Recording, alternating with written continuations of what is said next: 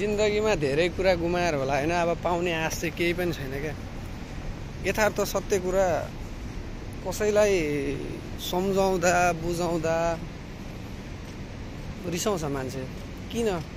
मैले बुझे अनुसार चाहिँ हैन, मेरो सम्झाउने तरिका गलत हुन सक्छ, मैले बोलेका बोलीहरू गलत हुन सक्छ, तर मैले भन्न खोजेको कुरा यथार्थ चाहिँ अर्कै हुन्छ क्या। मैले धेरैजनासँग एनालाइज गरेँ हैन, मैले बोल्न खोज्दा धेरैको मन बिच्दो रहेछ क्या। तपाईँले मनमा एउटा कुरा सोचेर बोल्नुहुन्छ र त्यो कुराले अर्थ चाहिँ अर्कै पार्दो रहेछ क्या। मान्छे हो, चित्त दुख्छ, रिसाउँछ,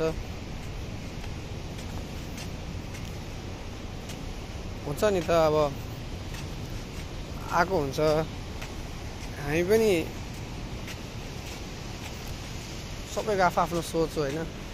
तर मैले चाहिँ के भन्छु भने, म चाहिँ मान्छेलाई सम्झाउनु यस्तै सम्झाउनु कि जो बुझोस् क्या। बार बार भन्दाखेरि त्यही कुरा नराम्रो लाग्दो रहेछ।